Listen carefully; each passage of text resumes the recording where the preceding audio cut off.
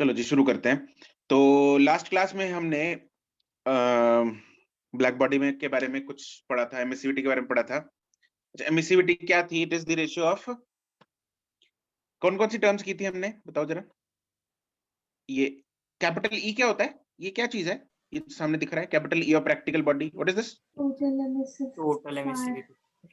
Total emissive power. Total emissive power, good. Total emissive power का एक और नाम होता है, वो क्या होता है? इंटेंसिटी। इंटेंसिटी, बढ़िया। तो intensity of the practical body divided by intensity of the perfectly black body. And black body की जो छोटा ई है वो कितना होता है? 1। एंड प्रैक्टिकल बॉडी का छोटा ई लेस देन 1 और ग्रेटर देन 0। Less than 1। बिल्कुल सही बात है, बढ़िया। ठीक है जी। तो आज हम एक नई चीज करेंगे, दैट इज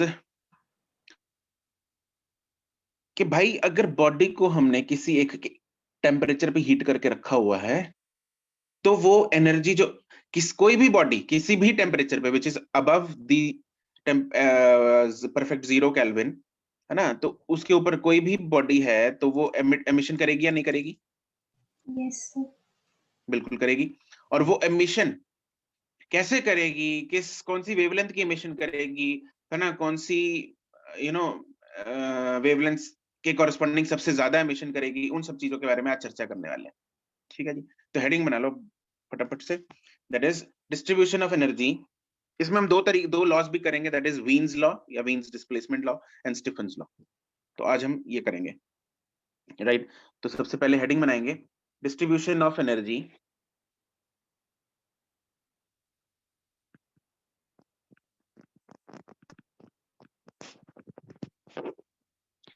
और तुम लोगों को याद है पिछली या उससे पिछली क्लास में मैंने बोला था ना, रॉड को जब हम गर्म करना स्टार्ट करते हैं तो वो अपना रंग बदलना स्टार्ट कर देती है, हाँ के ना? यस है ना। आज वो भी हम समझेंगे कि भाई वो रॉड का रंग क्यों बदलना स्टार्ट हो जाता है, राइट। हाँ वो तो यार मटेरियल में कुछ चेंजेस आ गए थे उसकी कटोरी में।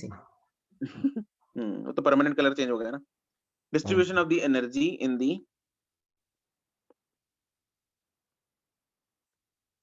Spectrum of the black body.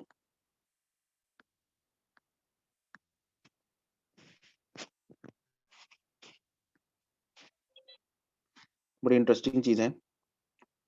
सबसे पहले तो ग्राफ बना लेते हैं, इसकी फोटो बनाते हैं। तो फोटो बनाओ इसकी पहले, तो फोटो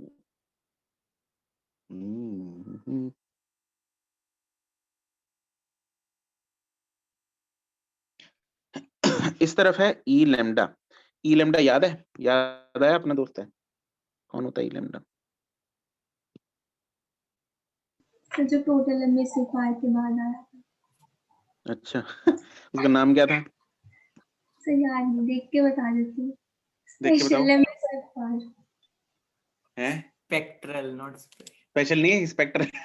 मैंने स्पेशल लिखा सर, मैंने जब रिवाइज करी थी मैं सोच रही मैं स्पेशल इसमें क्या सिग्निफिकेंस है इसका। It is spectral emissive power, ठीक है, that is per unit wavelength. Okay. तो यहाँ पे जो इसके किसी एक कोई बॉडी है, कोई बॉल है, कोई रॉड है, किसी एक टेम्परेचर पे मान लो, है ना, तो वो जो रेडिएट करेगा एनर्जी, जो एनर्जी रेडिएशन है उसका ग्राफ जो है वो ऐसा कुछ बनेगा। किसी एक टेम्परेचर पे उसका ग्राफ मान लो ये बन रहा है, ठीक है। किसी दूसरे टेम्परेचर पे मान लो उसका ग्राफ कुछ ऐसा बन रहा है।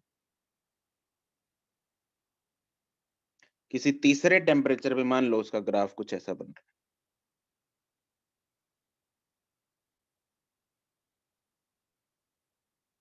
ठीक है। तो ये अलग अलग टेम्परेचर्स पे अलग अलग ग्राफ्स हैं। ये ग्राफ जरा ध्यान से बनाना, जैसे बनाए हैं,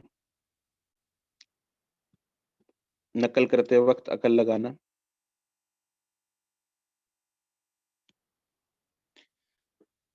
मान लो ये वाला टेम्परेचर है T1, ये वाला टेम्परेचर है मान लो T2, और ये वाला टेम्परेचर है मान लो T3। एक की बॉडी है, उसको डिफरेंट डिफरेंट टेम्परेचर्स पे हीट करके उसकी ग्राफ बनाए गए हैं यहाँ पे,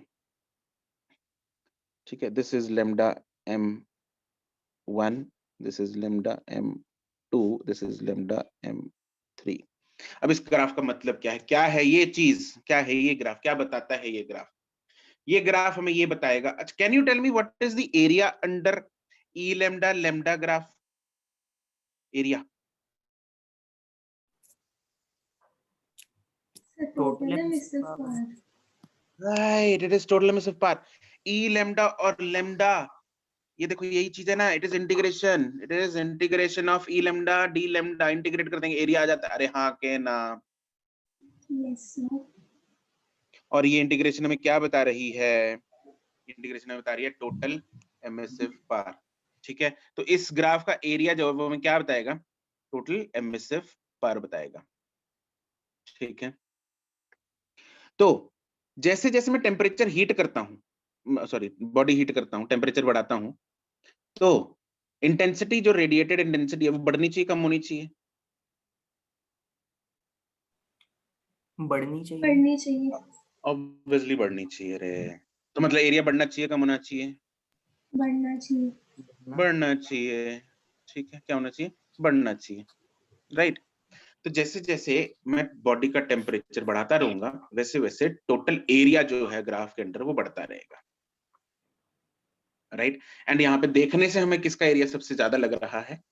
यहाँ पे T3 टेम्परेचर. T3 का. तो T3 सबसे ज्यादा होगा, फिर T2 होगा, Yes. फिर T1 होगा. एक और यहाँ पे इंटरेस्टिंग चीज हमें देखने को मिली. क्या? ये तो चलो एरिया से हमें देखने से पता लग रहा है, हमें आइडिया लग रहा है एरिया का, है ना, कि एरिया भाई सबसे ऊपर ये अपना पहाड़, सबसे बड़ा पहाड़ कौन सा? ये रेड वाला है. हाँ, तो उसका एरिया जो है वो सबसे ज्यादा दिख रहा है हमें, तो इसलिए उसका टेम्परेचर पता लग गया हमें. दूसरी चीज ना यहाँ पे एक और पता लग रही है हमें, वो ये है कि जैसे जैसे मैं टेम्परेचर बढ़ा रहा हूँ, वैसे वैसे टेम्परेचर सबसे ज्यादा कौन सा है? T3 या T1 है? T3. T3 सबसे ज्यादा है. तो जैसे जैसे मैंने टेम्परेचर बढ़ाया, जो लैम्डा एम है, लैम्डा एम वो कम हो रहा है, बढ़ रहा है? कम. कम हो रहा है. तो लैम्डा एम और टेम्परेचर जो आपस में इनवर्सली रिलेटेड है या डायरेक्टली रिलेटेड है? इनवर्सली रिलेटेड है. टेम्परेचर बढ़ा, लैम्डा एम कम हो गया. अरे सर लैम्डा एम है क्या? लैम्डा एम है lambda corresponding to the maximum emission. Lambda corresponding to the maximum emission, क्योंकि लैम्डा एम जहां पे मैंने मार्क किया है, क्या वहां पे एनर्जी की पीक है? अरे हाँ के ना. Yes, sir. अब कहाँ हो? फिर क्या बोला आपने? समझ नहीं आया. मैंने बोला जहां पे मैंने लैम्डा एम मार्क किया, क्या वहां पे एनर्जी वाले ग्राफ की पीक है? Yes. Peak. Yes sir. Right. तो वो पीक क्या रिप्रेजेंट करती है? क्या वो पीक रिप्रेजेंट करेगी मैक्सिमम एनर्जी? अरे इधर maximum. Oh my God, that was bad. Undo हो जा, नहीं तो मार खाएगा. हुआ ही. अबे यार ये तो अंडू नहीं हो रहा. दोबारा बना लो सर, एक दो लाइन फिर वो अच्छा बना था. अच्छा बना था ना. सही अभी बात है, मेरे को आगे भी अच्छा कैसा बनेगा क्या लगा. अबे आ गया. आगे. ठीक है, तो मैं क्या बोल रहा था? पीक हाँ, सर. Peak. यहाँ पे ये पीक है. मैंने पता है पेन ने चलाना था, रबड़ चला दी. तो इधर पीक पीक है ना इधर, तो ये मैक्सिमम है, मैक्सिमम एनर्जी इसकी Yes, sir. Yes sir. T3 वाले की मैक्सिमम, और ये वाली है T2 की मैक्सिमम एनर्जी. ये है T1 पे मैक्सिमम एनर्जी. तो मैक्सिमम एनर्जी जहां पे आ रही है उसके कॉरेस्पॉन्डिंग मैंने एक लैम्डा बना लिया, मार्क कर लिया ग्राफ पे. तो that lambda M denotes the lambda corresponding to the maximum emission of the energy. क्या हम यहाँ से इस ग्राफ से ये देख पा रहे हैं कि भाई कि बॉडी जो एक टेम्परेचर T1 पे है मान लो, वो बहुत एक wide range of wavelength emit कर रही है? हाँ के ना. Emission, Yes. एमिशन तो यहां से लेके यहां तक सारी वेवलेंथ की हो रही है. Yes, sir. लेकिन इनमें से सबसे ज्यादा ये वाली है, Yes, sir. सबसे ज्यादा एनर्जी ये वाली है, और इसके कॉरेस्पॉन्डिंग लैम्डा ये है. ठीक है, मान लो इस टेम्परेचर T1 पे ये लैम्डा एम है, ये 700 नैनोमीटर है. लेट्स से 700 नैनोमीटर को किस कलर का होता है? Red. रेड लाल। यस, तो मान लो ये रेड कलर है, रेड कलर का वेवलेंथ है, तो इस रॉड का रंग अपने को कौन सा दिखाई देगा इस टेम्परेचर पे? रेड। रेड दिखाई देगा। अब मैंने क्या किया, टेम्परेचर बढ़ा दिया। जब मैंने टेम्परेचर बढ़ाया तो ग्राफ उसका ये बना। Yes yes sir. तो जब ग्राफ ये बना तो इस ग्राफ में सबसे ज्यादा वेव ना, सबसे ज्यादा एनर्जी ये वाली है, यस सर। उसके कॉरेस्पॉन्डिंग वेवलेंथ ये है lambda m2। Yes sir. Yes sir ये से कम हो गई, तो वेवलेंथ जब हम, किसकी ज्यादा वेवलेंथ होती है, ब्लू की, वायलेट की या रेड की? रेड की। रेड की रेड की। जैसे हम वायलेट की तरफ मूव करते हैं, वेवलेंथ कम होती है बढ़ती है? कम होती है। कम होती है। तो पहले अगर ये वाला लैम्डा m1 रेड की थी, ये तो ये किसकी हो जाएगी, मान लो येलो की होगी, येलो या ऑरेंज। हाँ के ना? Yes sir. मैंने टेम्परेचर और बढ़ा दिया। जब टेम्परेचर और बढ़ाया, ग्राफ और लेफ्ट को शिफ्ट हो गया। जब लेफ्ट को शिफ्ट हो गया तो लैम्डा m और कम हो गया। ये कौन सा रंग हो गया, ब्लू, नीला रंग हो गया अभी। तो इसलिए जब रॉड गर्म होती रहती, सबसे पहला रंग कौन सा दिखता है? रेड। रेड। फिर कौन सा कलर दिखता है? येलोइश, ऑरेंज, ऑरेंज टाइप है ना, येलो, ऑरेंज हो जाता है, फिर येलो हो जाता है, फिर अंत में जब बहुत ज्यादा गर्म हो जाती है तो कौन सा रंग हो जाता है? ब्लू। सर ब्लू हो ब्लू नहीं जाता देखा कोई। है। देखा नहीं? मैंने तो सिर्फ ब्लू ही देखा है और तो कोई देखा नहीं। ब्लू के लिए टेम्परेचर पता है कितना चाहिए? तुमने ब्लू देखा है? क्या हाँ। बात है। सर अरे ब्लू रंग की नहीं, रॉड ब्लू मिलेगी। देखा नहीं तो पता नहीं किसी पे शायद कुछ लगा हुआ था, मुझे लगा क्योंकि वो जागृति याद आ रहा है कि भागी, ब्लू देखा है मैंने। जागृति भागी भागी की शायद, देखो ब्लू रंग की रॉड मेरे पास रॉड है। नहीं देखो, ऐसी कुछ ब्लू रंग का कुछ और देखो। अरे वो रंग चाहिए जो वो एमिट कर रहा है, जो उस दिन हमने भूतिया वीडियो देखी वो थी तो वो मैंने देखते हैं। सर वो देखा था, जो हमारी मोमबत्ती नहीं होती उसमें भी होता है ना ऐसा कुछ, हाँ, मोमबत्ती। अच्छा, उसमें देखा था शायद। मोमबत्ती के अंदर रंग, ब्लू। ब्लू फ्लेम, जो ब्लैक फ्लेम सा। होता है, देखो फ्लेम। Flames sir. हाँ, काफी। फ्लेम्स का, जो फ्लेम, जिस जिस फ्लेम की गर्मी ज्यादा होगी उसका रंग कैसा होगा? ब्लू ब्लैक सा, जो होना बीच वाला चाहिए। होता है। हाँ, ब्लू होगा ना, जिसका, जिसमें गर्मी कम होगी वो येलो कलर का होगा। तो वो वीडियो चलाते हैं एक बार पहले, उसमें देखते हैं फ्लेम का रंग भी है उसमें, हमने देखी थी उधर उस दिन।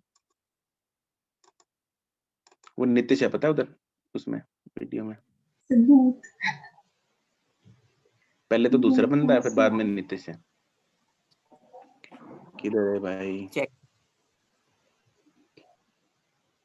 क्या नीतीश?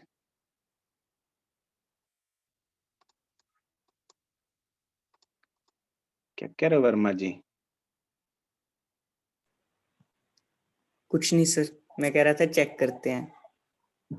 अच्छा, ठीक है, चलो let's check.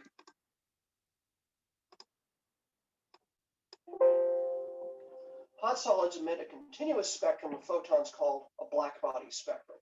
Everything in this room is actually glowing as a black body spectrum. You just can't see it at visible light, but you could see it if you switch to infrared light.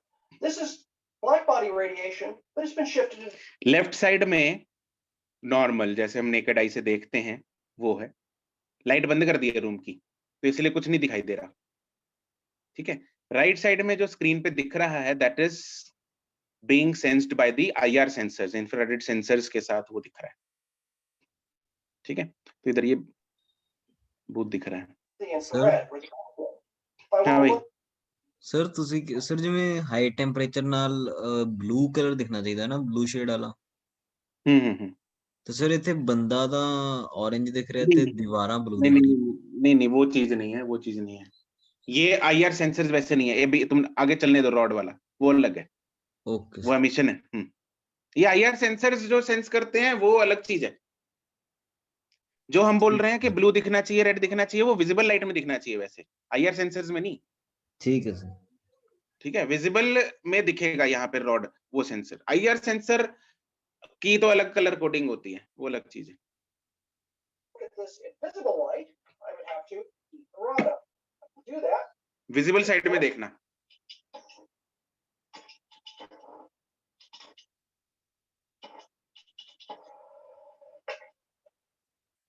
to its torch, and I can start heating the tip of the rod.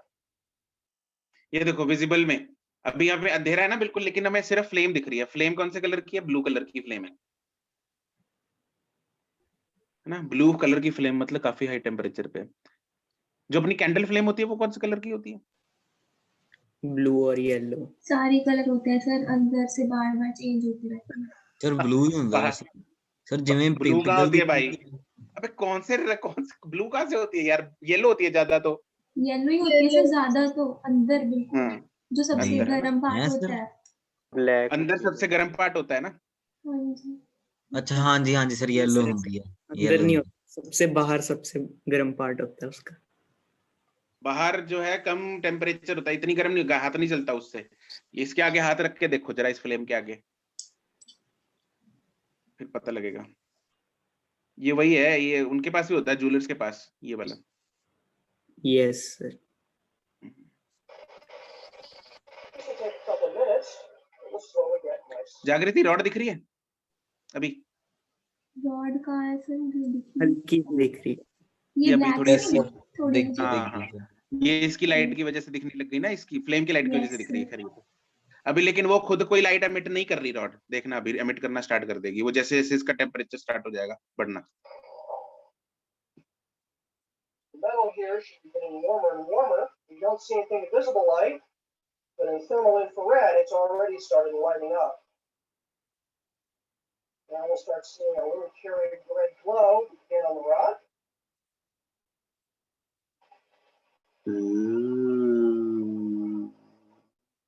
As it begins to get to the point that sir now गुनवीन का mic on the करवा thermal spectrum is actually getting into visible. क्या? लो। गुनवीन का mic on करवा लो। सही बात है गुनवीन। Yes, sir. लग रहा है ना पता? Yes, sir.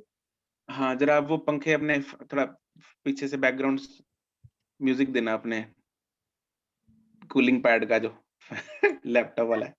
Light. चल नहीं रहा है सर, अगर आवाज आ रही चल नहीं रहा?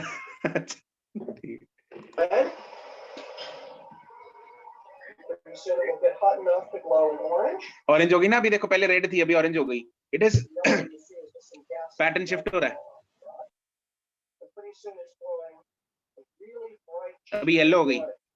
और टेम्परेचर बढ़ गया। In the thermal infrared, it's probably lighting the entire room up. This way. If I take away the source of बस ये येलो तक ही लेके गया उसको। अभी देखो अभी टेम्परेचर क्या है, जैसे इसको छोड़ दिया टेम्परेचर कम होना स्टार्ट हो जाएगा, ये वापस से दोबारा रेड की तरफ शिफ्ट होना शुरू हो जाएगी। ठीक है, और जब इसका टेम्परेचर इतना गिर जाएगा कि ये इसकी एमिशन जो है वो विजिबल रेंज से बाहर हो जाएगी, तब क्या इसका कोई रंग एमिट हो रहा होगा? No, sir. अरे हो रहा होगा कि नहीं हो रहा होगा? No sir. यस सर हो रहा है। जब विजिबल रेंज से बाहर चली जाएगी। सर कौन सा में नहीं दिखेगा? नहीं सिर्फ नहीं विजिबल होगा। रेंज थोड़ा ना बाहर नहीं होगा, राइट। सर विजिबल रेंज तो बाहर थोड़ा ना होगा। हाँ, विजिबल रेंज से बाहर नहीं होगा, तो उस टाइम पे क्या मतलब इसने एमिशन बंद कर दी? नो नहीं सर, हमें दिख नहीं रही। सर हमें हमने नहीं नहीं देखी, लेकिन उस टाइम पे कौन सी एमिशन हो रही होगी? कौन सी वेवलेंथ? इंफ्रारेड। इंफ्रारेड में हो रही होगी, राइट। वो जो लैम्डा एम है, लैम्डा मैक्सिमम है, जो लैम्डा एम है वो इंफ्रारेड सर। हाँ जी कौन सी रेंज में आ जाएगा? वो इंफ्रारेड में आ जाएगा। Infrared. slowly fade out. You see it going from orange to deeper and deeper red. And as it fades very rapidly. That's the temperature to the fourth power. Pretty soon, it's barely going to be visible at all. You just barely see it, even in this room light. But that's invisible light. In infrared, it's probably still glowing like mad. Wait a little bit longer. And at this point, unless your eyes are really sharp, I can just see the red glow. It's probably Anna? barely visible on See the it? camera. And now ये it's pretty much gone. तो ये है एक कहानी भूत की। चलो, sir Nitish तो आया नहीं। ये नीतीश जी तो था। अच्छा। इंफ्रारेड में था सर मैं। और क्या? Okay sir. ठीक है, तुम लोग को इतना कुछ बता गया नितिश। सही बात है सर। राइट, चलो तो हम इसके रिलेटेड अब कुछ कुछ चीजें लिख लेते हैं। पहली चीज ये है, एट अ गिवन, तुम लोग को वीडियोस देख के चमक में आती है चीजें या बस मजे के लिए देखते हो?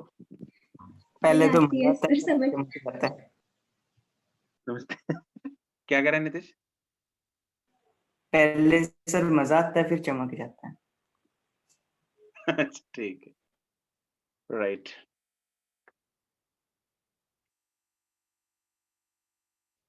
ठीक है जी, एट अ गिवन टेम्परेचर जो एनर्जी है डिस्ट्रीब्यूटेड नॉन यूनिफॉर्मली है अमंग द डिफरेंट वेवलेंथ्स, किसी वेवलेंथ के लिए ज्यादा एनर्जी एमिट हो रही है, किसी वेवलेंथ के कॉरेस्पॉन्डिंग कम एनर्जी एमिट हो रही है। तो at a given temperature energy is non uniformly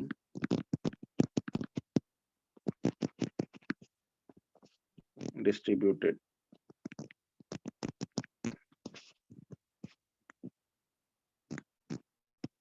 amongst different wavelengths.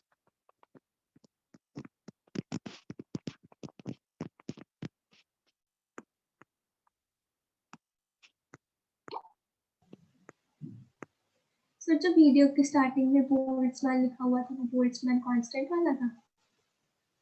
क्या लिखा हुआ था? बोल्ट्जमैन।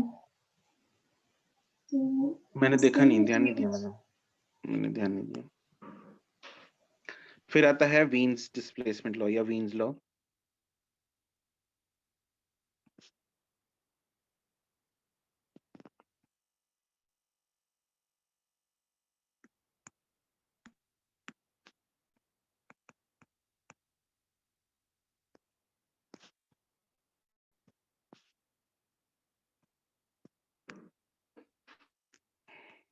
ये क्या कहता है कि भाई with the increase in temperature the wavelength, temperature increase करने से wavelength corresponding to the maximum emitted radiation decrease. क्या हो जाएगा? डिक्रीज हो जाएगी, right. With the increase in temperature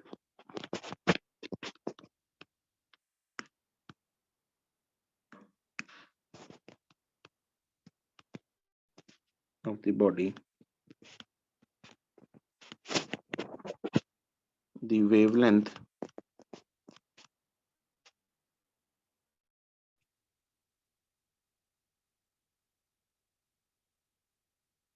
corresponding to the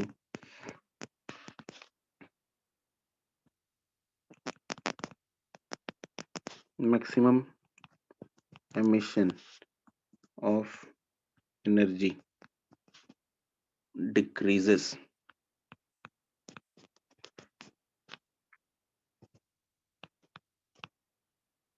This is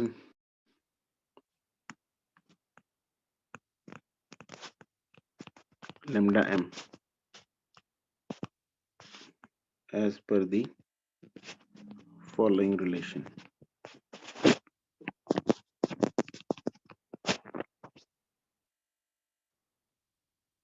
और वो रिलेशन है lambda m into t is b, which is some constant number, और इस constant की जो वैल्यू है वो आपको याद रखनी है। b is equal to, याद मतलब कर भी सकते हो, वैसे तो गिवन होती है जनरली, ठीक है। Otherwise it is 2.89 into 10 power -3। इसका यूनिट बताओ जरा, ऐसा unit, metre kelvin. Kelvin. Right, metre kelvin. Sir temperature की जो प्रैक्टिकल यूनिट है वो सेल्सियस होती है? हाँ, ठीक है। here lambda m is the wavelength corresponding to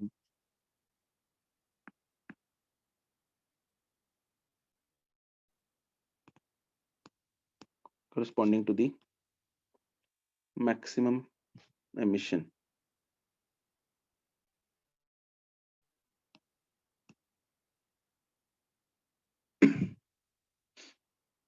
And T is the temperature of the body in Kelvin. Kelvin में लेनी है ये.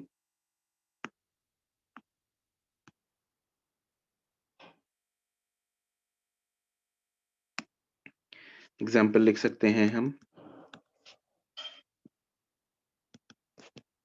As a metal rod is heated,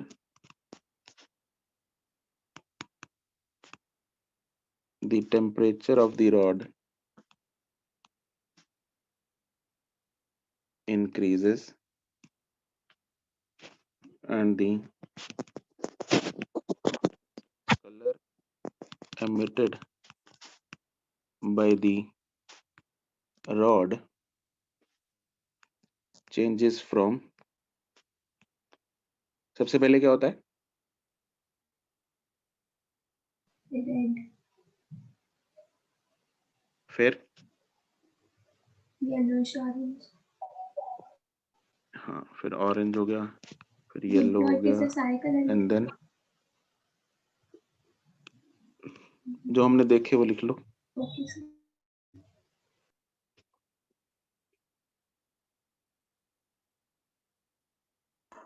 sir ਵੈਸੇ ਕਿੰਨਾ ਉਲਟਾ ਹੈ ਨਾ ਸਭ ਕੁਝ, ਮਤਲਬ ਬਲੂ ਨੂੰ ਸਭ ਤੋਂ ਠੰਡਾ ਕਲਰ ਸਮਝੀਦਾ ਹੈ ਤੇ ਉਹ ਅਸਲ ਸਭ ਤੋਂ ਗਰਮ ਹੈ. ਸਹੀ ਗੱਲ ਹੈ ਨਾ ਸਰ? Nice observation.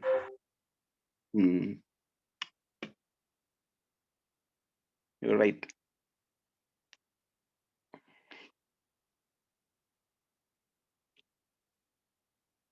ਬਲੂ ਨੂੰ ਦੇਖ ਕੇ ਠੰਡਾ ਠੰਡਾ ਤਾਂ ਲੱਗਦਾ ਨਹੀਂ? ਹਾਂਜੀ ਸਰ. एंग्री के लिए यूजी रेड करते हैं. एंग्री के लिए रेड करते हैं, सबसे मतलब गर्म, लेकिन होना ब्लू चाहिए. ਸਵਿਮਿੰਗ ਪੂਲ ਚਲੇ ਜਾਓ ਸਰ, ਗਰਮੀਆਂ 'ਚ ਸਾਰੀ ਥਾਂ ਤੇ ਬਲੂ ਹੀ ਬਲੂ ਹੁੰਦਾ, ਕਲਰ ਦੀਵਾਰਾਂ ਤੇ ਵੀ ਤੇ ਪੂਲ ਦੇ ਅੰਦਰ ਵੀ.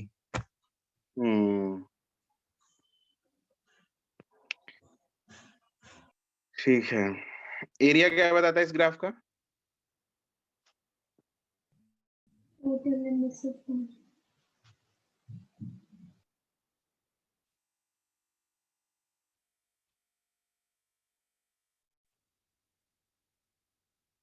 Gives the total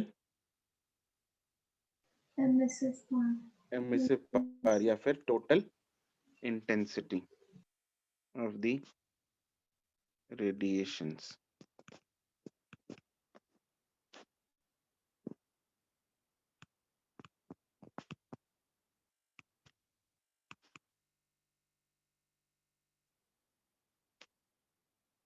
At a particular temperature.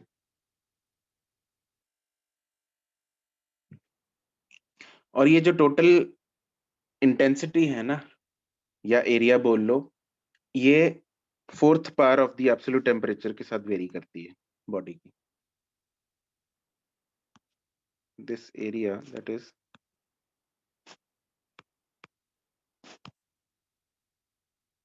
total intensity of radiation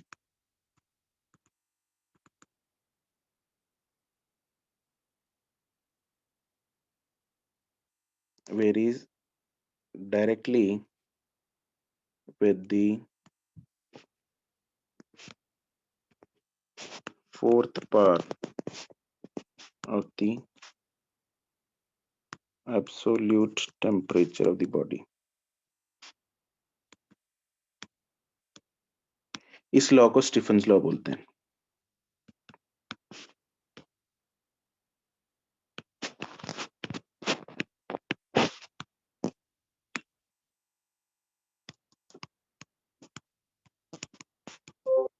वो अगले टॉपिक में हम करेंगे डिटेल में.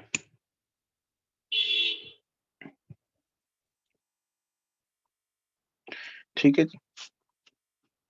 तो मैं कुछ सवालात पूछूंगा, आपको उनके जवाब देने हैं. पहला सवाल,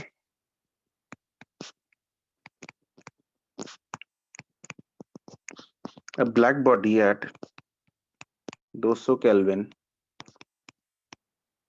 is found to emit maximum energy at a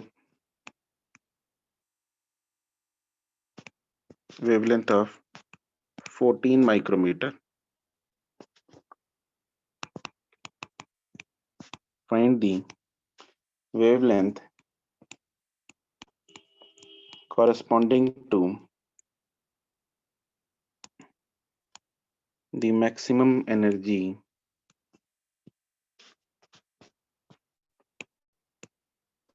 when the temperature of the body is raised to 1000 Kelvin. 30 seconds for this question. Fast. Your time starts now.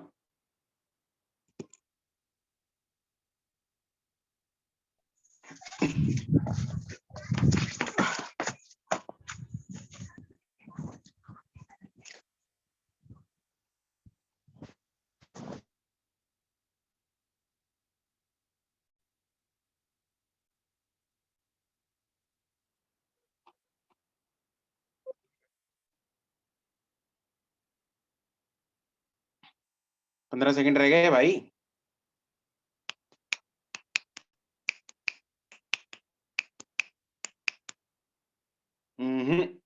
ना नितेश. नो जागृति.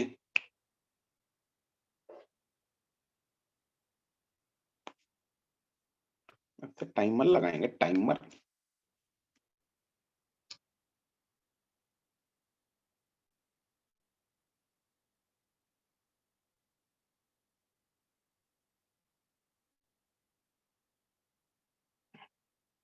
दमन करेक्ट.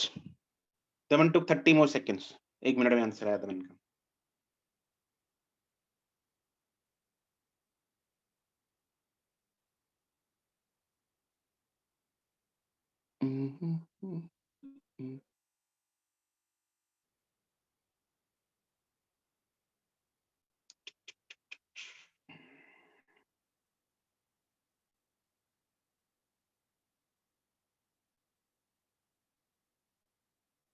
जागृति and Nitesh.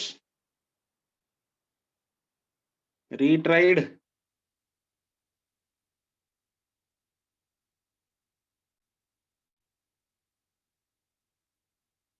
Jasmine, you are getting irregular.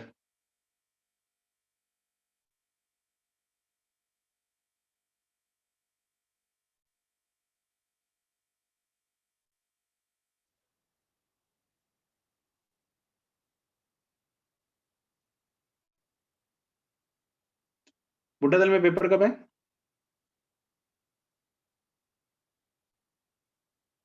5th March. Okay. हाँ, points में answer गुनविन.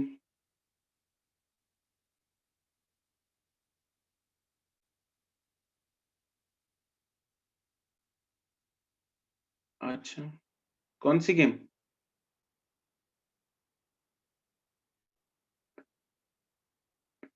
Shooting. बच के रहना भाई jasmine से. राइफल है उसके पास.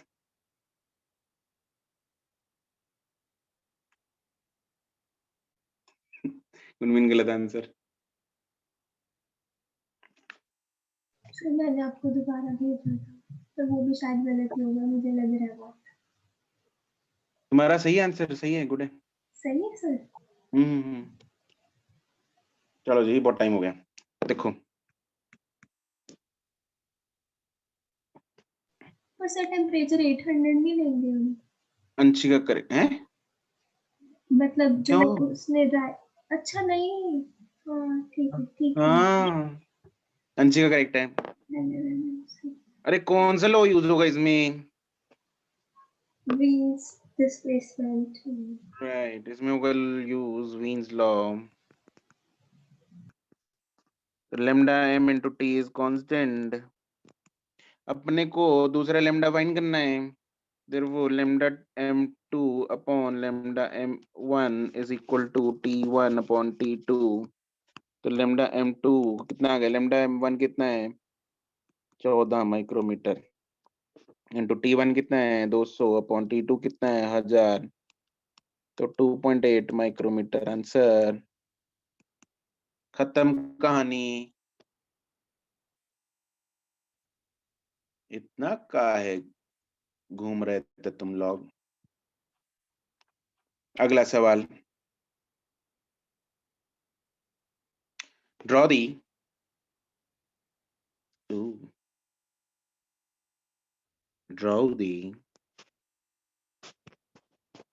graph between following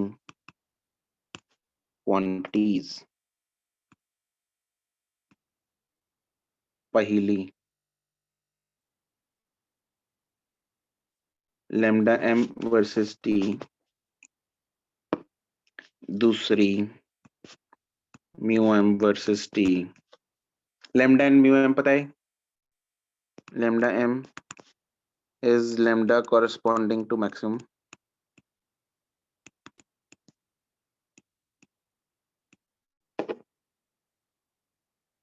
energy emission। Sir ये ਤੁਹਾਨੂੰ ਭੇਜਣਾ ਹੈ?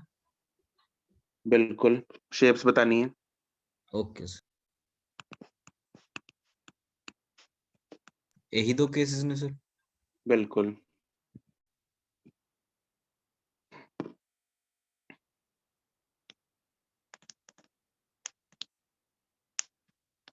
ए और बी साथ में मेंशन करना जरूरी है दमन, कौन सा ए का है कौन सा बी का है।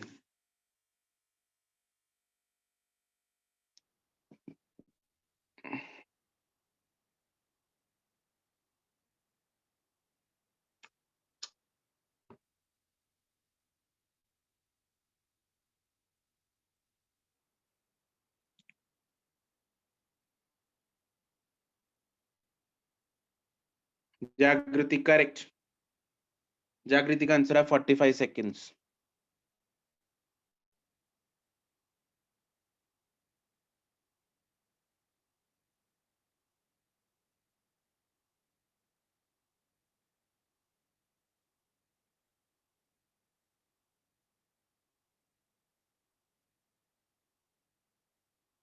नीतीश करेक्ट, हमारा आंसर आया, थोड़ा ज्यादा लग गया 1 मिनट से, कोई बात नहीं, चलो 1.5 मिनट। दमन बी ठीक है।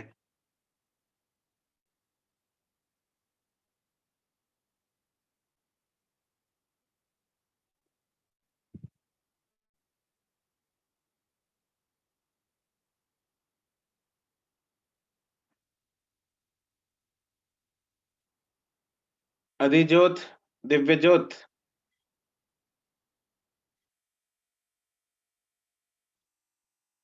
अधिज्योत करेक्ट,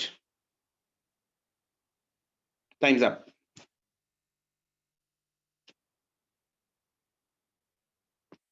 पहला है लेमडा एम वर्सेस टी, इसमें भी कौन सा लगेगा, वीन्स लॉ ही लगेगा। तो lambda M into T is constant, तो क्या मैं बोल सकता हूं कि लेमडा एम जो है that is inversely proportional to T. Yes, sir. तो इसका ग्राफ कैसा बनता होता है, Hyperbola. Right, it is hyperbola, the lambda M the T, खत्म। और दूसरा, क्योंकि फ्रीक्वेंसी जो है that is inversely proportional to lambda, तो देयरफॉर हम बोल सकते हैं frequency M is directly proportional to T. तो इसका ग्राफ कैसा हो जाएगा, Straight line. Straight line. Sir मैं यही बनाया सी, मैंने समझ नहीं आ रहा सी पेज आगे में शेप्स नहीं मिल रही। हाइपरबोला नाम बताना ग्राफ का, पहला हाइपरबोला, दूसरा straight line incline to okay X axis. Okay okay. ठीक है,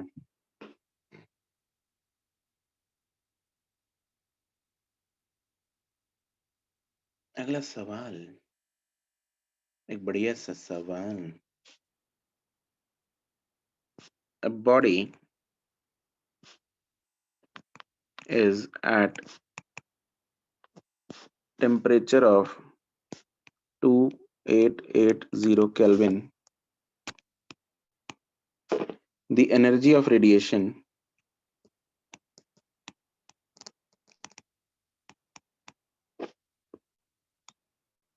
emitted by this body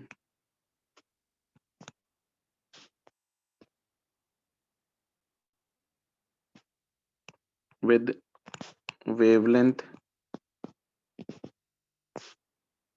between 499 nanometer and 500 nanometer is U1.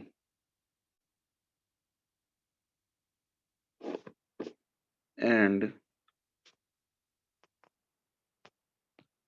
between 999 nanometer and 1000 nanometer is U2.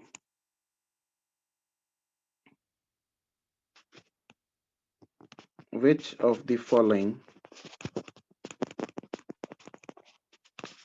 is correct? थोड़ा दिमाग लगा के है आंसर देना इसका। पहली ऑप्शन है U1 is 0, B ऑप्शन है U2 is 0, C ऑप्शन है U1 is greater than U2, D option है U2 is greater than U1। B की वैल्यू आपने लेनी है 2.88 into 10 power 6 nanometer Kelvin।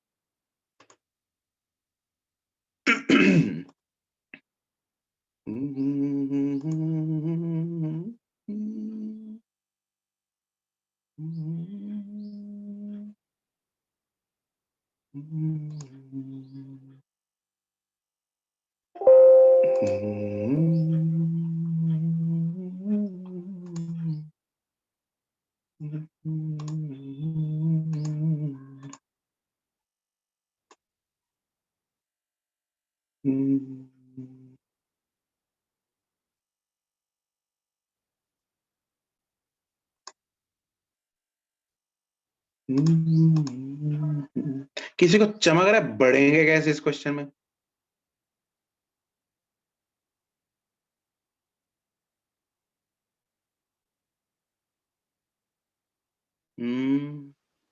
Sir 1 second. अच्छा जी, हो गया। आधा मिनट। कोई नहीं, लगाओ थोड़ा दिमाग खोलो सारे।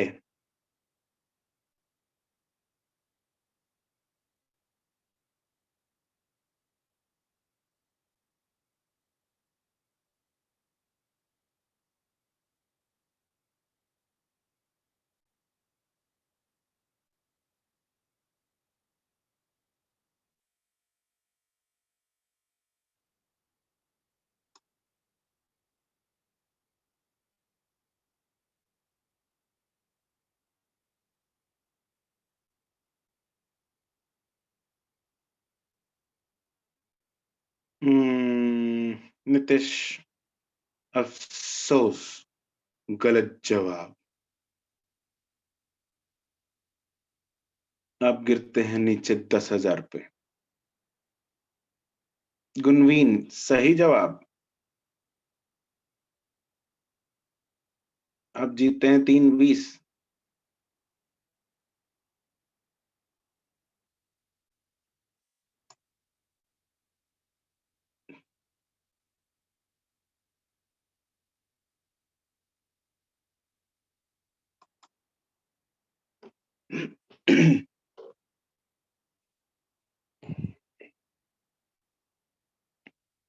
जागृति सही जवाब। अब भी जीतते 3 पीस, लेकिन पैसे नहीं मिलेंगे।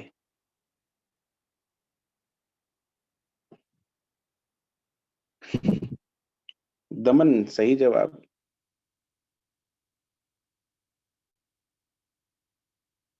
चलो गनवीन अनम्यूट करो, यस सर। बताओ कैसे किया। सर वो जो फॉर्मूला है ना, lambda M T is equal to B वाला, कौन सा लॉ है वो? वेन्स लॉ वाला, अच्छा, वहां से मैंने लैम्डा की वैल्यू निकाल ली, 10⁻³ नैनोमीटर आ गया। करेक्ट। फिर मैंने देखा कि लैम्डा हमने पीछे किया था ना कि मैक्सिमम एनर्जी वो करेगा इमिट जहाँ पे लैम्डा एम होगा। बिल्कुल बस सर फिर U2 U1 से ज्यादा आ गया क्योंकि लैम्डा ही। करेक्ट, बिल्कुल सही जवाब, बिल्कुल सही मेथड। तो वीन्स लॉ हमें ये बताता है कि लेमडा एम इंटू टी जो है वो बी के बराबर होता है। तो यहां से lambda M into temperature 2880 is equal to 288 into 10⁻6 nanometre के, ये के में है। तो यहाँ से लेमडा एम की जो वैल्यू आती है वो आती है 1000 नैनोमीटर। तो मतलब भाई 1000 नैनोमीटर में हन्ना हन्ना 1000 नैनोमीटर के कॉरेस्पॉन्डिंग जो एनर्जी एमिशन हो रही है वो मैक्सिमम है। और इसके कॉरेस्पॉन्डिंग जो एनर्जी एमिशन हो रही है वो हमें क्या दे रखी है क्वेश्चन में? कितनी दे रखी है? से U2 दिए। U2 दे रखी है, ठीक। अरे तू चिपक जा भाई इधर, ठीक है। That is energy emission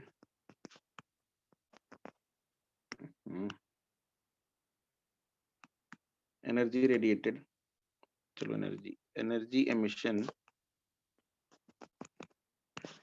corresponding to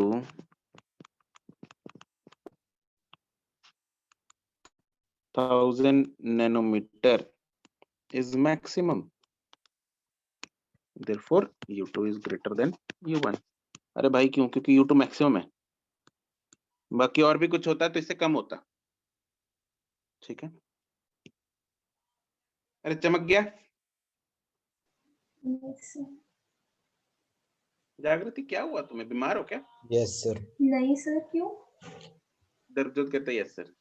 नहीं सर। मतलब तुम्हारा ऐसे उसके बाद आया एक्चुअली, ठीक है। सर मुझे टेंशन हो रखी है आज बहुत, देखना इसीलिए आज बहुत ज्यादा टेंशन हो रखी है। क्यों? तो काम बहुत पड़ा है मेरा, इसीलिए। ठीक है, टेंशन होना स्वाभाविक है, लेकिन उस टेंशन को अपने पे हावी मत होने दो, तुम हो जाओ उस पे हावी, ठीक है। ठीक है सर। हाँ, ये स्टेजेस ऐसी हैं तुम लोगों के काम, क्योंकि सिलेबस कंप्लीशन पे है, काम हो सकता है ज्यादा हो, टेस्ट भी है, स्कूल एग्जाम में बहुत कुछ है, देखो बहुत कुछ चलेगा, जेन्युइन है तुम लोगों की ये सिचुएशन, लेकिन the only option is to fight with the situation, there is nothing else, no other option, भाग नहीं सकते इससे, है ना। सिचुएशन को फाइट करेंगे तो सिचुएशन डर के भाग जाएगी,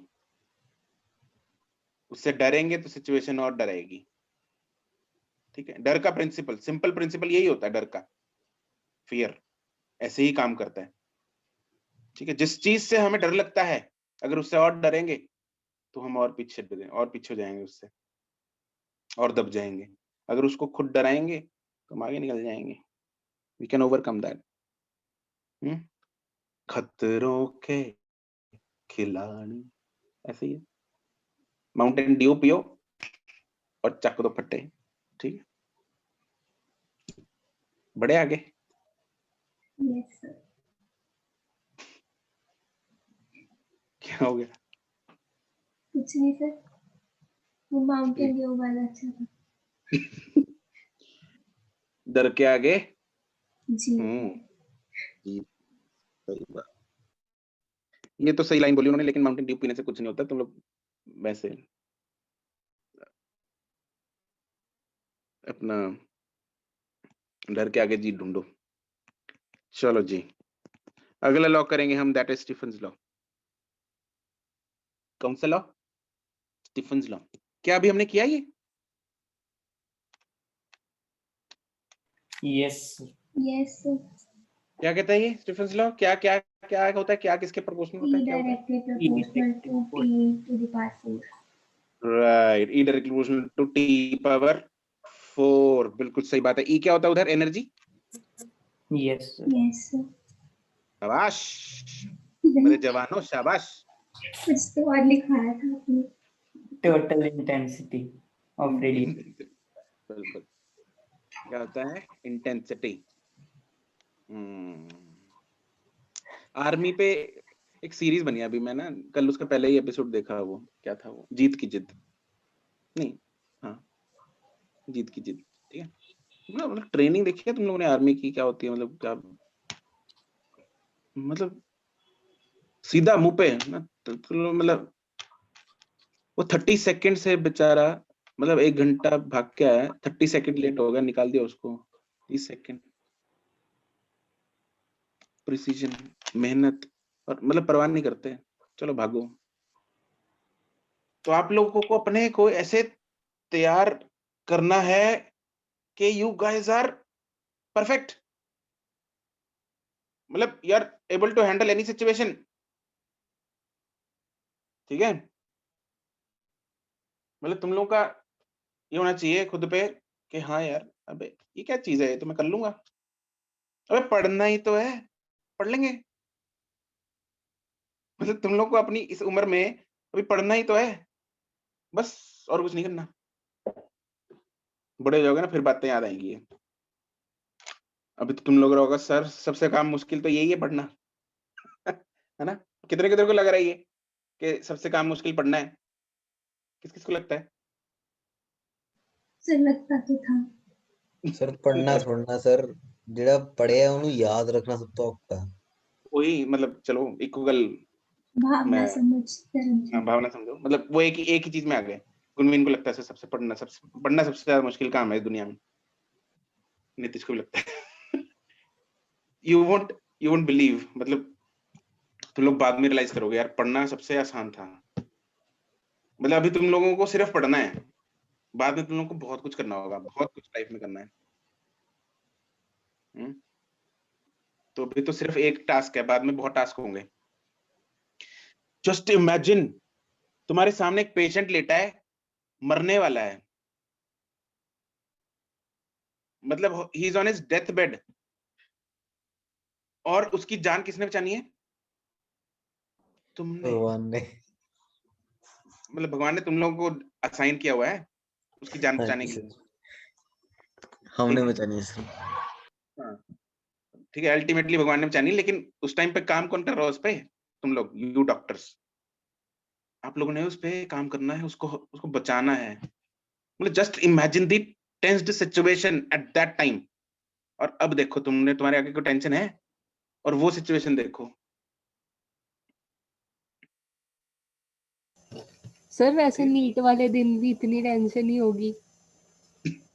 नीट वाले दिन भी इतनी टेंशन होगी? हाँ चलो, नीट वाला दिन मैं मान सकता हूँ इतनी टेंशन होगी, क्योंकि नीट है यार, वो उसके बेसिस पे उन्होंने डॉक्टर बनना है, बट स्टिल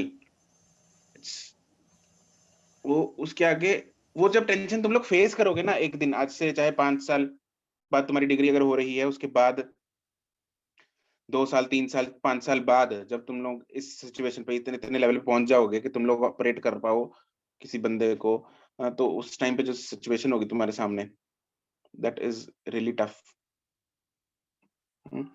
अगर तुम लोग मतलब ओपीडी में भी हो, तब भी तुम्हारे पास कुछ ऐसा केस आ गया, मतलब क्यों, पता है क्या होता है? Diagnosis, actual diagnosis is also very important. तुम लोगों ने उसको गलत डायग्नोस कर दिया मान लो, तो उस पॉइंट पे डेथ नहीं हुई, उसकी बाद में जाके डेथ होगी फिर। तो many lives are at stake जब एक डॉक्टर एक डायग्नोसिस करता है ना? तो वो होती है टेंशन भाई, ये नहीं, राइट? ये भी है अभी के लिए तुम लोग, चलो ठीक है, अभी बच्चे हो तुम लोग की, यही टेंशन बहुत ज्यादा है, लेकिन बिलीव मी, ये बाद में कुछ भी नहीं लगेगी। This is the only point. इसलिए अभी तो तुम लोग फोड़ सकते हो ऐसे चक चक चक चक चक, ठीक है। चलो हम चलते हैं आगे यार, स्टीफन लॉ पे। अकॉर्डिंग टू दिस लॉ, ठीक है ना, समझ गए बात है? अरे भावना जागी के नहीं जागी? अबे तुम लोग, मेरे को लगता है रजाई में घुस के, वैसे तो अभी रजाई वाला मौसम रहा नहीं, लेकिन सर इतनी तो ठंड है। हैं ओके, ना, अभी पहले तो से धुंध कम वाला मौसम होगी चल क्या रहा है सर? आजकल। मोहन सर गर्मी हो गई थोड़ी। ठीक है, गर्मी हो गई हाँ यार। ठीक है, according to this law, the radiant energy, radiant energy क्या होती है? जो एनर्जी रेडिएट हो रही है of a perfectly black body emitted per second per unit area, इसको क्या बोलते हैं, नाम क्या देते हैं इसको? Total emissive power. emissive power, right, is directly proportional to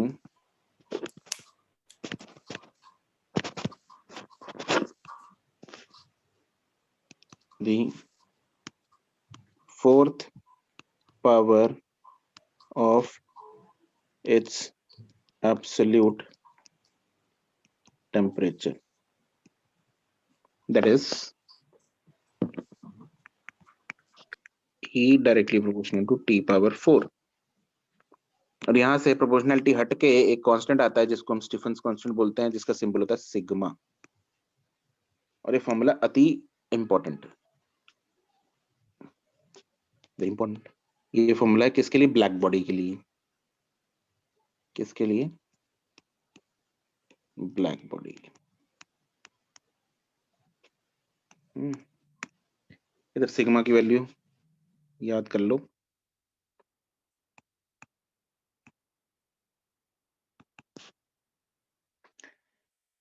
Stephen's constant,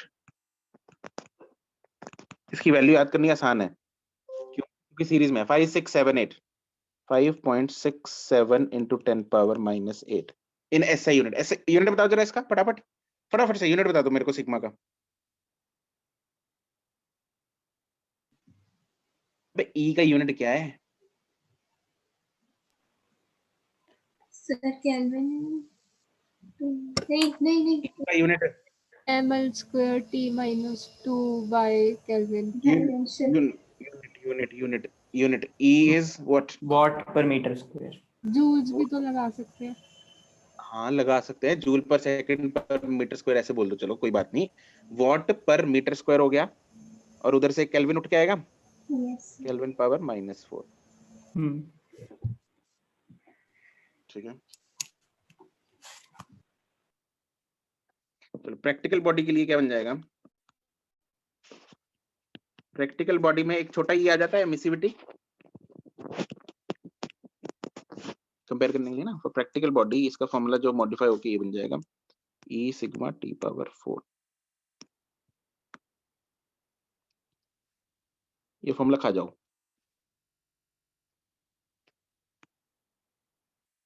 ठीक है, जरूरत पड़ेगी।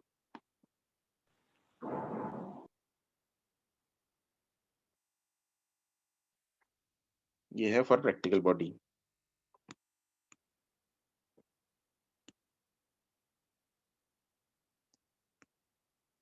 ओ हमने आगे लिख लिया था, चलो ठीक है कोई नहीं। तो अच्छा, ई का फॉर्मूला जो है इस सिग्मा T पावर 4 है, ई को हम लिख सकते हैं एनर्जी पर यूनिट एरिया पर unit time is equal to E sigma T power 4। तो यहाँ से एनर्जी का फॉर्मूला आ जाएगा, heat energy radiated is E sigma A T power 4। Another important formula, मतलब एक्चुअली इसको याद करो ना करो, लेकिन नहीं करना तो ऊपर वाले फॉर्मूले से निकालना आना चाहिए।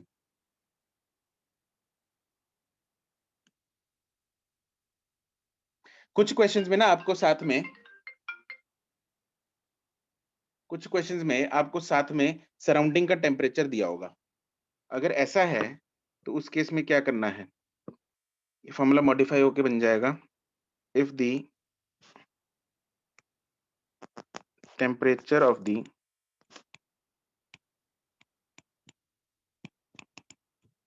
Surroundings is also given. अगर तो नहीं गिवन फिर तो यही लगा दो, ठीक है। अगर गिवन है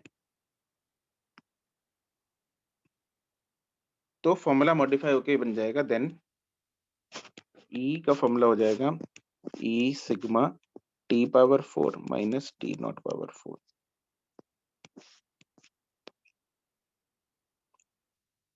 और यहाँ से क्यू तो चलो बन ही रहा है, ई सिग्मा ए टी।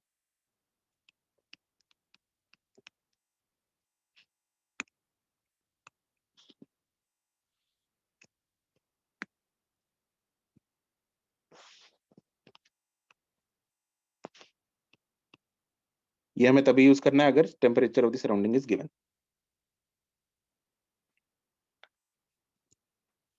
ठीक है, ये तो हो गए इंटेंसिटी और एनर्जी के फॉर्मूले। अब इससे आगे करेंगे क्या, इससे हम ना आगे कूलिंग का पता लगाते हैं कि भाई अगर बॉडी का कुछ टेम्परेचर है टी तो वो कितनी देर में कूल होती है, क्या होती है, रेट ऑफ कूलिंग क्या है, तो उन सब चीजों की बात करते हैं। तो इसमें एक सबहेडिंग बनाओ, कूलिंग बाय रेडिएशन। अगर बॉडी का टेम्परेचर सराउंडिंग टेम्परेचर से ज्यादा होगा तो वो रेडिएट करेगी या एब्जॉर्ब करेगी हीट? तो किसका ज्यादा है? रेडिएट। अगर बॉडी का ज्यादा है रेडिएट। तो रेडिएट करेगी, एब्जॉर्ब नहीं करेगी? नहीं ठीक है करेगी सर। रेडिएट ही करेंगे सर। ठीक है।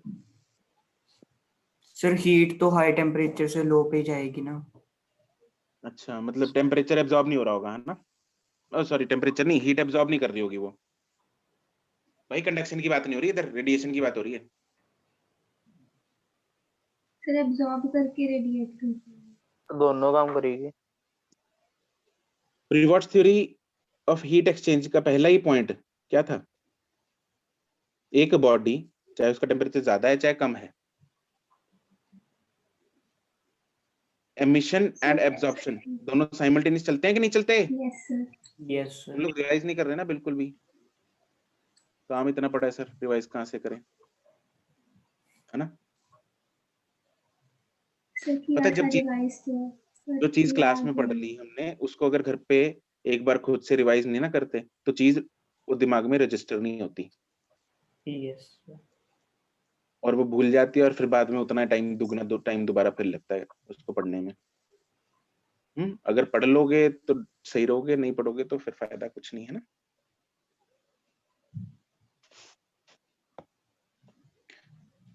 दोनों चीजें चलती हैं, लेकिन अगर बॉडी का टेम्परेचर ज्यादा है तो हीट रेडिएशन ज्यादा हो रही होगी, एब्जॉर्प्शन कम। कम हो रही होगी। ठीक है, तो नेट हीट रेडिएशन होगी। अगर बॉडी का टेम्परेचर कम है सराउंडिंग से तो नेट हीट एब्जॉर्ब हो रही होगी। चीजें दोनों होती हैं लेकिन नेट एक साइड में होती है। तो कूलिंग रेडिएशन में क्या होता है, if a body at temperature T is kept in surrounding at temperature T naught, T is greater than T naught, तभी कूल करेंगे उसको, हीट नहीं करना। then the net loss of heat energy per unit time is given by, कैसे? It will be, जो ऊपर formula है ये क्यू वाला, ये वाला फॉर्मूला, इसको दोनों साइड डिफरेंशिएट कर दिया हमने। मुझे क्या चाहिए, dq by dt, rate of heat loss per unit time, तो that is dq by dt। तो उस फॉर्मूले से मेरे पास क्या आ जाएगा, a मतलब e सिग्मा a t power 4 minus t power 4। ठीक है, एक तो ये इक्वेशन हो गई। ऑल्सो जो Q होता है that is MC delta theta delta T, तो यहाँ से हम बोल सकते हैं भाई DQ is equal to MC DT, that means DQ by DT is equal to MC DT by DT। Equation number 2। Equation number 1 and 2 में लेफ्ट हैंड साइड में DQ by DT है दोनों जगह, तो इन दोनों को यूज करके हमारे पास क्या आएगा, MC DT by DT is equal to E sigma A T power 4 minus T naught power 4। तो therefore फाइनली जो मुझे चाहिए था, रेट ऑफ कूलिंग चाहिए थी, रेट ऑफ कूलिंग होती है rate of temperature decrease with time, that is DT by DT। बड़ा T टेम्परेचर है, छोटा T टाइम है, काट मत देना उसको।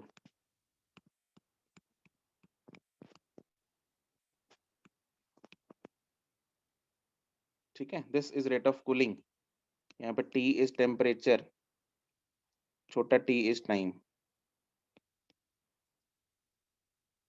इसको बोलते हैं रेट ऑफ कूलिंग।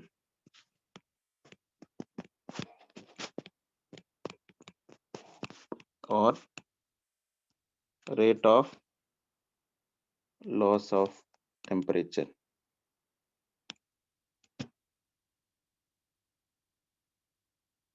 अभी किन चीजों पे डिपेंड कर रही है, देखो emissivity, sigma, area, mass and specific heat, इन चीजों के फैक्टर्स पे एक एक बार चर्चा करते हैं इन पे। पहला फैक्टर एमिसिविटी। एमिसिविटी जो है वो हमें ये बताती है प्रैक्टिकल बॉडी है या ब्लैक बॉडी है।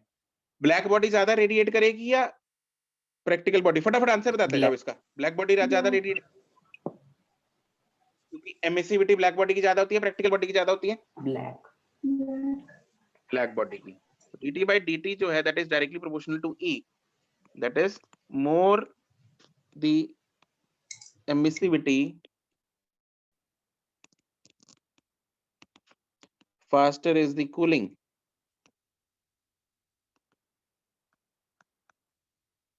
Example, black body radiates faster, उसका E की वैल्यू कितनी होती है? 1। It radiates faster, therefore it cools faster। दूसरा फैक्टर एरिया का आ गया। एरिया ज्यादा होगा तो जल्दी ठंडी होगी चीज। चाय को प्लेट में डाल के चुस्की मारी है कभी? Yes sir. प्लेट में क्यों डालते हैं? ठंडी हो जाए। ठंडी हो जाए। ये चुस्की लेने का मजा ही अलग है। दोनों चीजें हैं सर। दोनों चीज ठीक है। तो एरिया बढ़ने से, एरिया बढ़ जाता है इसलिए ठंडी जल्दी हो जाती है। अरे हाँ के ना। Yes sir. तो एरिया ज्यादा होगा चीज जल्दी ठंडी होगी। Yes sir. It is directly proportional to area, that is more the area, faster is the cooling। ठीक है, एग्जाम्पल चाय इन प्लेट cools faster than चाय इन कप। हाँ के ना? सही है। अच्छा, इनवर्सली प्रोपोर्शनल टू मास है। चाहे ज्यादा होगी तो जल्दी ठंडी होगी, कम होगी तो जल्दी ठंडी होगी। अगर कम होगी, राइट। अरे कम चीज जल्दी ठंडी हो जाएगी। प्लेट में डाल के हम दो काम कर रहे हैं एक्चुअली। मास भी कम कर दिया, पूरा कप भरा हुआ था, थोड़ी सी ले ली, 1 चम्मच प्लेट में डाल लिया, 2 चम्मच, मास भी कम हो गया, जल्दी ठंडी हो जाएगी। एरिया बढ़ा दिया तो भी जल्दी ठंडी हो जाएगी। तो दोनों चीजें यार helping each other, that is more the area, ना एरिया नहीं, मास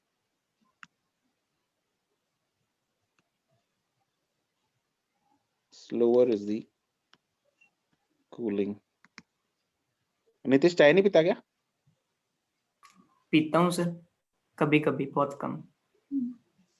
तरबजोत?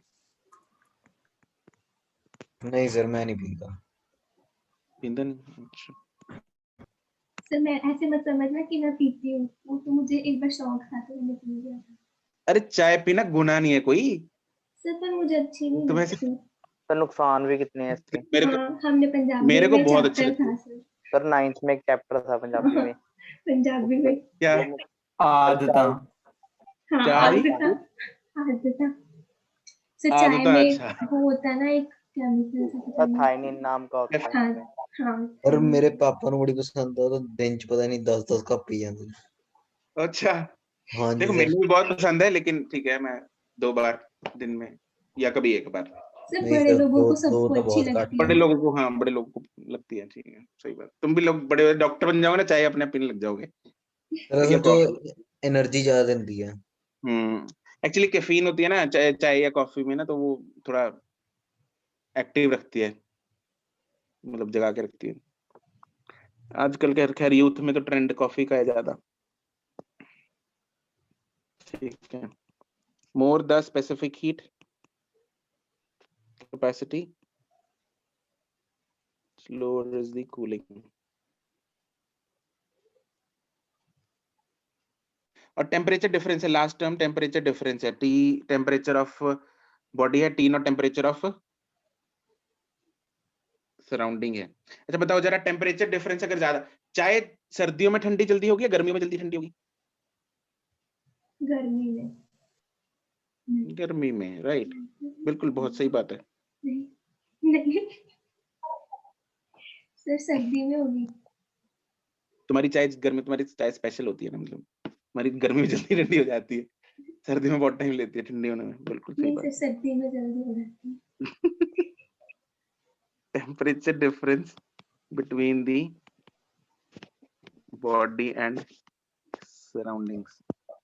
अरे दूध ले लो, कॉफी ले लो यार, अगर तुम लोग चाय नहीं पीते कोई दिक्कत नहीं है, कॉफी ले लेते हैं। ठीक है, कॉफी का पता है? हाँ जी सर सर। कॉफी, अच्छा चल कॉफी पे बोला नितेश। कॉफी कब जल्दी ठंडी होगी? वो तो ठंडी होती नहीं सर, गर्म ही रहती है। Fast गर्म ही रहती, ठंडी नहीं होती। ठीक है, तो जितना ज्यादा टेम्परेचर और डिफरेंस ज्यादा होगा उतनी जल्दी ठंडी होगी, है ना। टेम्परेचर डिफरेंस कम होता रहेगा तो रेट ऑफ कूलिंग कम होता रहता है।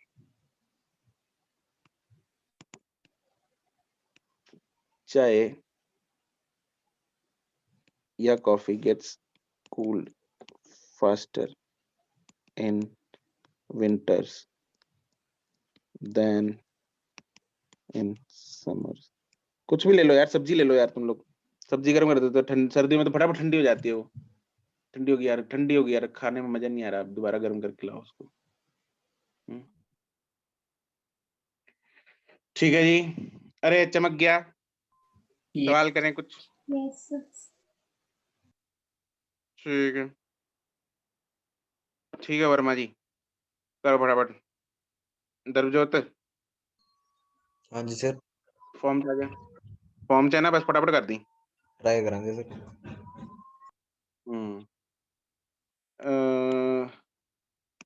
two black metallic spheres of radius 4 meter at 2000 Kelvin and 1 meter at 4000 Kelvin.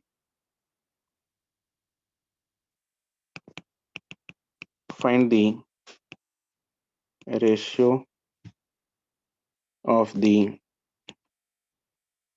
energy emitted by these spheres.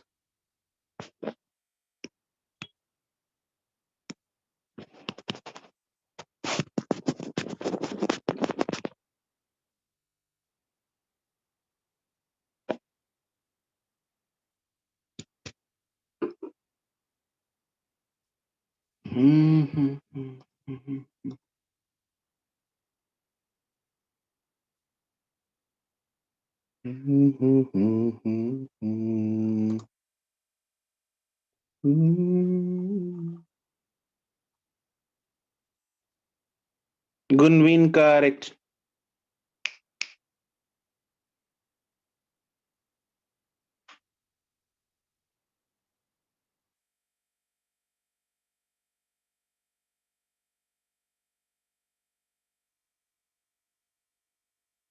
Daman correct.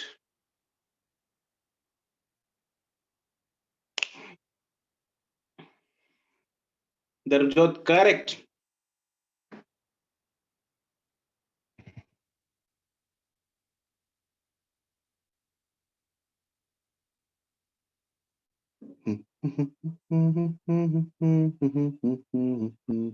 जागृति करेक्ट.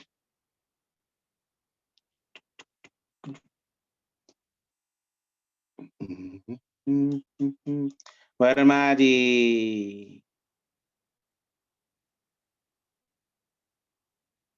वर्मा जी. सर इतना बड़ा पॉज. एरिया नहीं लिया ना. नो ई सर. की रेशियो निकाल दी. ई की रेशियो निकाल दी ना. Yes sir. देखो किसकी रेशियो पूछी है भाई. दिया बजाज करेक्ट. निमृत करेक्ट. दिया तुमने कितने महीनों बाद एक आंसर दिया, वो भी सही जवाब.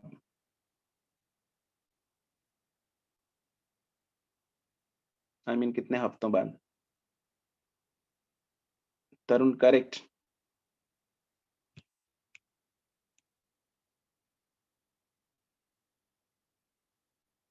गर्वित मेरे को ऐसा लगता है तू अभी भी ऐसे ही बैठा है जैसे अपनी डीपी में है.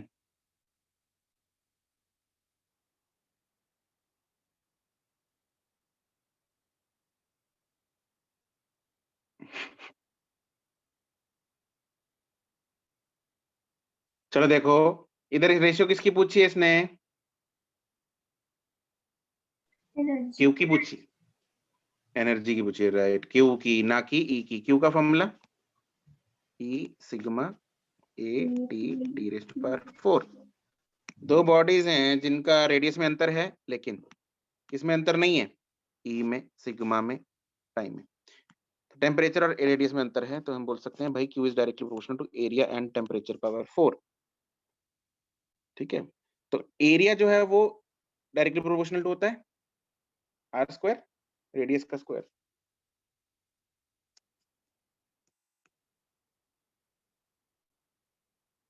राइट. तो हम बोल सकते हैं भाई Q is directly proportional to radius का square temperature power 4. तो Q1 by Q2 is equal to R1 by R2 का square T1 by T2 raised to power 4.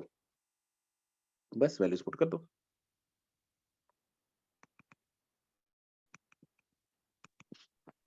Four by one.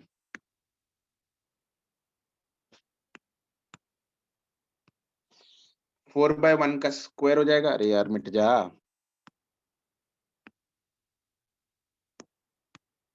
क्या हो जाता है इसको ना लिखा. ये तो हैंग ही हो जाती है बीच में. 4/1 का square into 2000 upon 4000 raised to power 4. That comes out to be 16 into 1 by 16. That is 1 by 1. Answer. Next question.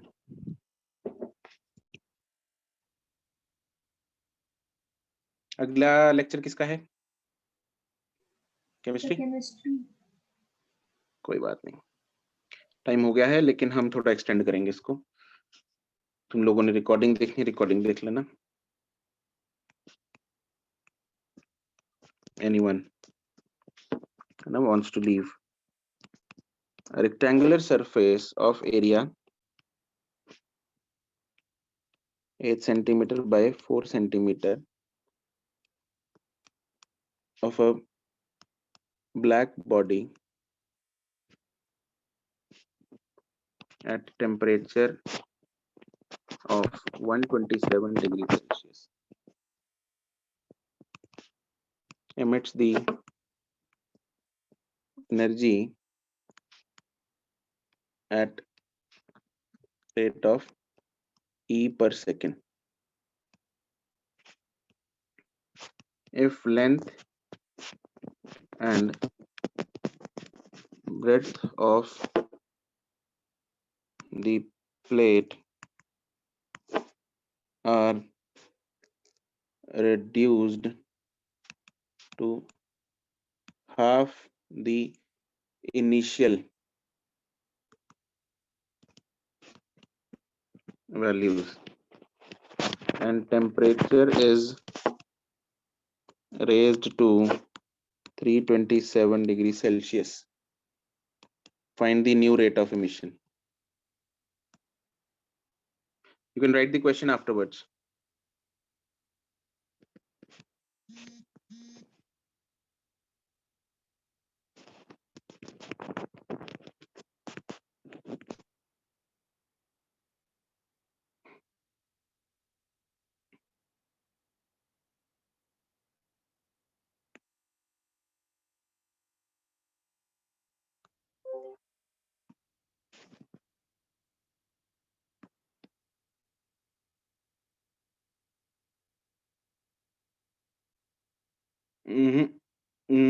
नहीं जागृति।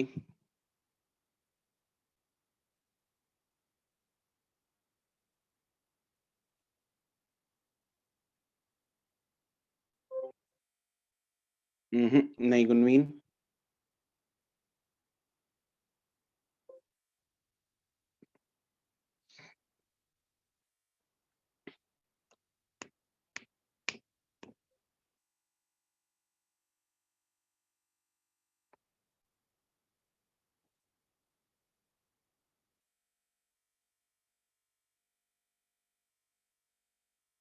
Thirty more seconds.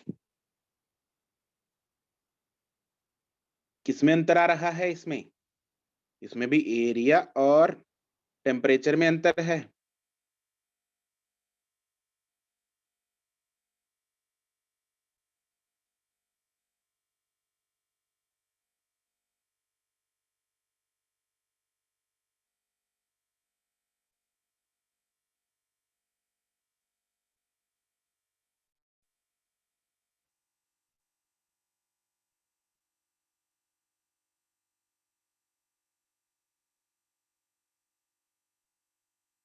गुनवीन correct.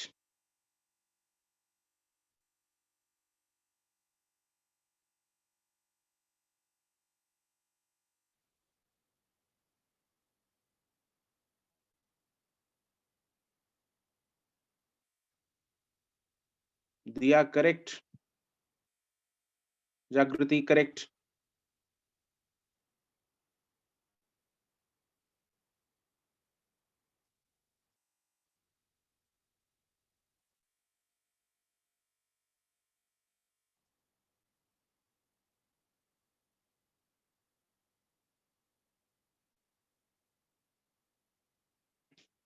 Okay let's see. Rectangular surface area में कुछ चेंज बोला है और टेम्परेचर में change बोला है। वही Q is directly proportional to, मतलब Q इज इक्वल टू क्या है? E सिग्मा A T पावर 4। तो दोनों चीजों में क्या क्या सेम है? E सिग्मा T, तो यहाँ पे भी सेम आएगा। Therefore Q is directly proportional to A T power 4। ठीक है। एनर्जी पर सेकंड है या Q बाय T को नीचे ले आओ, ऐसा भी कर सकते हैं। ठीक है, तो Q बाय T हम यहाँ पे ऐसा लिख सकते हैं, राइट। तो Q by T of 2 divided by Q by T of 1 is equal to area of 2 upon area of 1 into T of 2 into T of divided by T of 1 power 4। Area क्योंकि length और breadth दोनों half कर दी, तो area कितना हो जाएगा? Will it be 1/4। And temperature 327 plus 273 divided by 127 plus 273 raised power 4। ऊपर कितना हो गया? 600, नीचे हो गया 400। तो this comes out to be 1/4 into 600 by 400 raised to power 4, and answer comes out to be 81/64. Therefore E2 is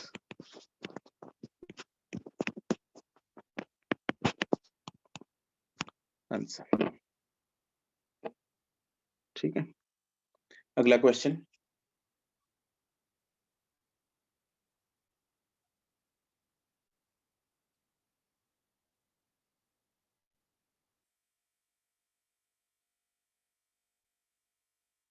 अगला क्वेश्चन ये वाला है,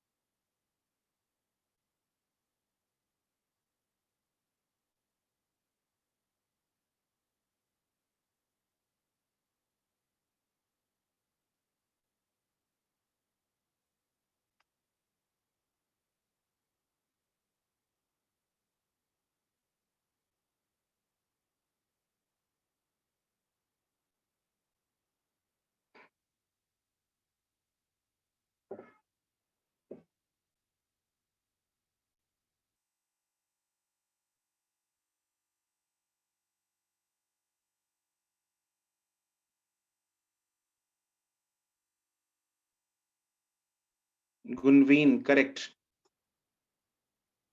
दमन करेक्ट,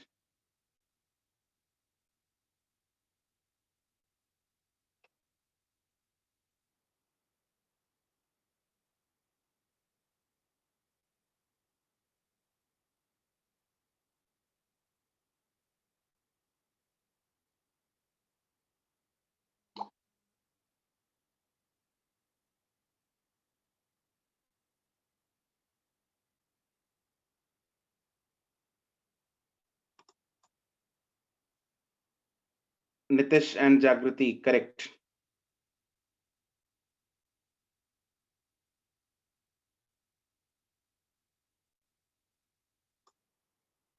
दिया करेक्ट, राइट। तो क्वेश्चन हमें ये बोल रहा है कि भाई एरियाज अंडर द कर्व्स, हमें एरिया अंडर द कर्व क्या बताता है? टोटल एमिसिव पावर या फिर टोटल इंटेंसिटी, और उसका टेम्परेचर के साथ क्या रिलेशन होता है? T to the power 4. T to the power 4, बिल्कुल सही बात है। तो intensity is directly proportional to T to the power 4, तो हम बोल सकते हैं E1 by E2 is equal to T1 by T2 raised to power 4, and E1 by E2 हमें क्या दे रखा है? 16/1, therefore 16/1 is equal to T1 by T2 raised to power 2। अब दोनों साइड रूट ले लेंगे, नहीं सॉरी 4 दोनों साइड फोर्थ रूट ले लेंगे, तो fourth root of 16 is 2, T1 by T2, तो यहाँ से T1 मेरे पास जो आ जाएगा that will be 2 times T2।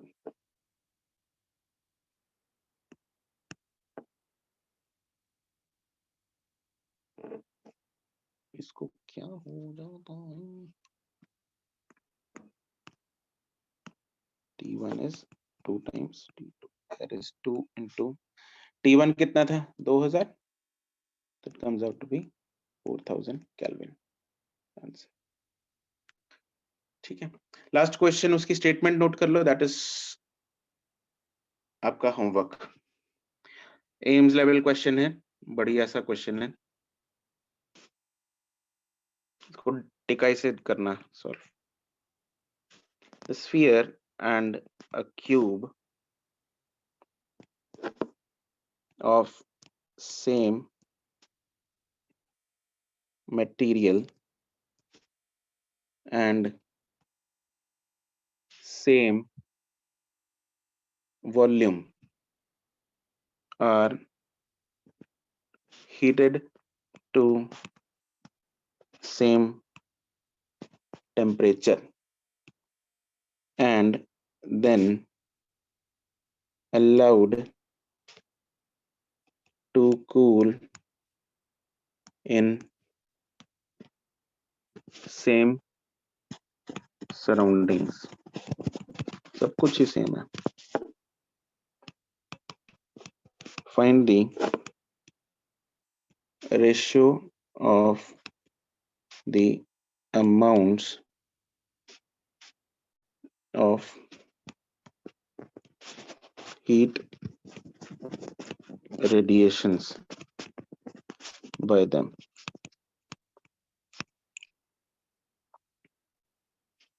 इसकी ऑप्शंस हैं A 1:1, B 4 pi by 3:1, C pi by 6 raised to power 1/3:1, and D 1/2 4 pi by 3:2/3:1. This is the question. Ames level JEE mains में आ रखा है। ठीक है, बढ़िया क्वेश्चन है, इसको ट्राई करना, दिमाग लगाना आराम से, और आंसर जो भी होगा मेरे को भेज देना, व्हाट्सएप कर देना आंसर, व्हाट्सएप या टेलीग्राम, राइट? ठीक है जी, that's it for today, good bye, tata. Thank you sir. Thank you sir. Okay sir वो बाय। क्वेश्चन आप कल बताओगे? हाँ जी, सर मुझे नींद नहीं आ रही, आपको बताओ 3 दिन का। बता दूंगा एक कल। बार और ट्राई करूंगी। कल मंडे को करते हैं, ठीक है, मंडे को बताता हूँ। ठीक है, थैंक यू सर। ओके जी, बाय।